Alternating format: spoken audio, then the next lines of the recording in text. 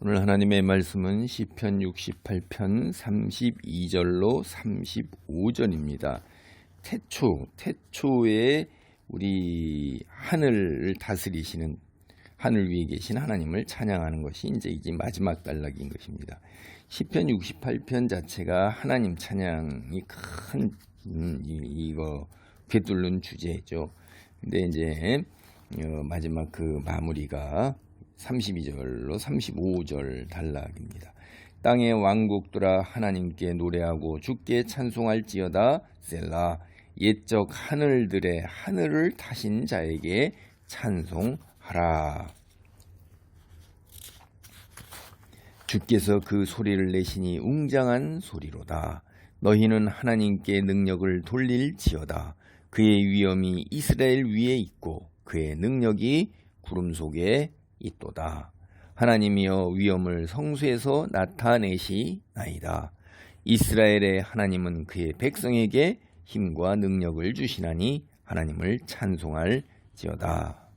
우리가 이 앞절에서 보면 여기에 이제 고관들은 애굽에서 나오고 구스인은 하나님을 향하여 그 손을 신속히 들리로다. 그러니까 이 하나님을 믿는 백성들에게 이제 압박하고 그들을 호시탐탐 공격하려고 들고 그 다음에 그 조공을 받기 위해서 폭력과 전쟁을 즐기는 이런 이제 고대 실상이 그렇죠. 뭐 그냥 오늘날도 이제 제국주의 식민지 지배 뭐 이런 것들에서도 변함없이 인간의 그 악한 본성이 갈취하고 착취하는 인간의 본성, 그래서 그걸로 자기 이 세상의 물질적 풍요를 누리고자 하는 그런 본성, 그것이 다 드러나는데 하나님께 이제 간절히 기도해서 그들을 하나님께서 물리치시는 거죠. 전쟁에서 승리해서. 그러니까 그 당대에 이제 대표했던 강대국의 대표인 애굽과 에티오피아 여기들이 이제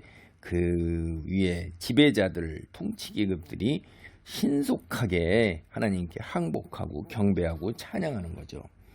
근데 그리고 나서 이제 또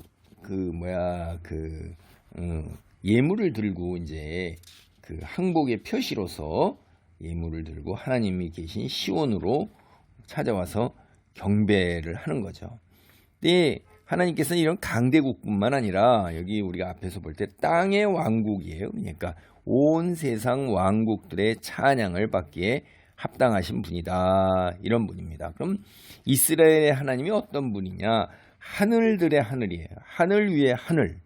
그러니까 예전에 이제 우리가 고대 사람들이 생각하는 게 하늘이라는 것이 신들의 영역으로 이제 생각했던 것이고, 바다 깊은 곳 얼마나 무섭습니까? 거기도 신들의 영역이고 그게 신이고, 산도 큰 산 높은 산도 신들의 영역이고 신이고, 그런 것들은 이제 신으로 이제 자연에 있는 초월적인 그런 것들의 힘의 능력을 지닌 인간이 범접하기 어려운 그런 것들을 신들의 영역으로 얘기해서 눈에 보이는 태양과 그 다음에 1월 성신들을 다 신들로 섬기고 그랬었잖아요. 그걸 생각하시면 돼요. 그래서 태고에 세상이 시작될 때부터 하늘 위에, 그 하늘 위에 우리가 섬기는 세상 당대 고대 사람들이 섬겼던 신들이 하늘 그보다도 더 위에 계신 분이 바로 하나님이시다. 이런 분이에요. 그러니까 하늘의 하늘, 신들 위에 계신 신.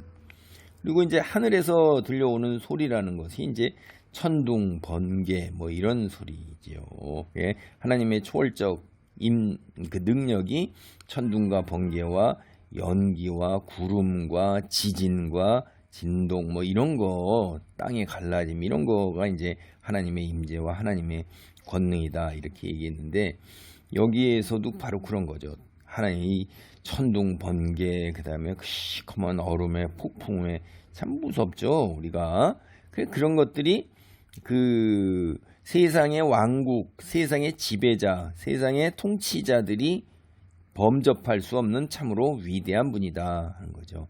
우리는 이 땅에 살면서 세상의 통치자들이 인간의 그 위에 군림하는 거, 그 권력, 호화 찬란하게 입고 제도를 갖추고, 그리고 호위병과 무사와 군대의 위험 뭐 이런 어떻게 세상에 살면서 그 왕의 권력을 거스릴 수가 있어요.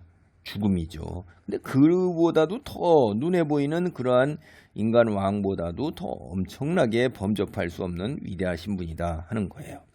그래서 온 세상 열방은 능력을 하나님께 돌리는데 능력에 있어서 권능에 있어서 전지전능하신 하나님 같은 분이 없으시다. 이거 우리가 다 인정하고 공경해야 된다는 거죠. 공포심을 자아내는 하나님의 능력이 어디에 있어요?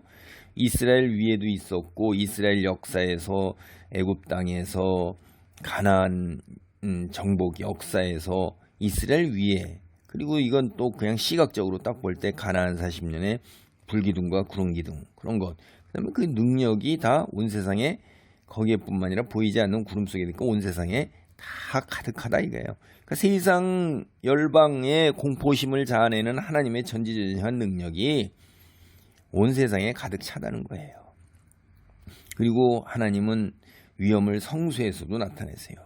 예루살렘 성전 거기에서 혹은 성막 그런 데서 하나님의 임재와 위엄이 나타나시고 치유의 능력과 그리고 또한 예언의 능력 그런 것들 다 속죄의 능력이 구약시대에 있어요. 오늘날도 이제 마찬가지로 우리가 교회 생활에서 교회를 향해서 나와서 교회 건물에서 거기에 이제 하나님이 임재하신 그런 생각도 우리가 해서 예배를 드리고 거기서 찬송을 하고 그래요.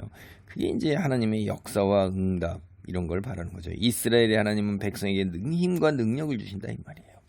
함께 모여 예배드리고 경배하면 우리가 이 험한 세상에서 공중권세 잡은 자들이 거짓된 자들이 온갖 중상 모략 말 그런 거짓 정보로 우리의 삶을 갈기갈기 찢어놓고 우리로부터 하나님을 향한 그 기쁨과 예배에서 주는 놀라운 이런 것들 영적 치유와 회복 이런 것들을 다 우리에게 뺏어가려고 얼마나 그래요. 근데 우리는 그때 힘과 능력을 하나님으로부터 얻는단 말이에요. 그러니까 하나님을 찬송하는 거죠. 하나님은 찬송받기에 합당하신 분이다. 이런 얘기를 하는 겁니다. 사실 인간의 목적이 우리 인생의 목적이 무엇이니까 하나님께 영광을 돌리는 것입니다. 하나님께 영광을 돌리는 것 중에 하나가 하나님께 예배하는 거고 하나님의 말씀에 순종해서 하나님의 그 빛된 자녀의 삶의 거룩한 모습을 세상에 드러내는 거죠. 그게 우리가 선택받았고 하나님께서 우리에게 생명을 부여하신 목적 중에 하나입니다. 인생의 가장 중요한 목적이 우리가 하나님의 영광을 드러내는 삶이다. 그것이 우리에게 복이고 그 이상 풍요로움과 영적으로 물질적으로 풍요로움이 없다 하는 것을 깨닫게 되기까지는 참 오랜 세월이 걸릴 것입니다. 이 땅에서 당장 자기 자신의 그 형통함과 그 다복함 이것이 육체적으로 물질적으로 눈에 보이는 것 누리는 것이 우선 당장 내게 다가오는 것이지 그런 것을 하나님께서 다 허락하시고 다 이루어 주신다는 것을 깨닫고 경험하는 게 이게 쉬운 일이 아니라는 것을 신앙생활을 보니까 알겠더라고요. 그리고 당장 인간의 본성상 눈에 보이는 것이 더 우선적이더라. 기다리고 참고 인내하는 것이 그렇게 쉬운 게 아니고 성숙한 경지에 올라서야 한다 하는 것을 깨닫습니다. 할렐루야. 하나님 감사합니다. 이렇게 아버지 주님이 오시기 한 7, 8세기 전에 벌써 하나님을 찬양하고 하나님만을 믿고 의지하고 나아갈 때 온 세상 열방에 하나님의 능력을 나타내도록 하나님의 사람을 우뚝 설 수 있도록 힘과 능력을 주시는 그 하나님을 찬양하는 것을 봅니다. 오늘 우리의 삶이 바로 이와 같은 삶이 되도록 축복하여 주시옵소서. 예수님의 이름으로 기도하옵나이다. 아멘.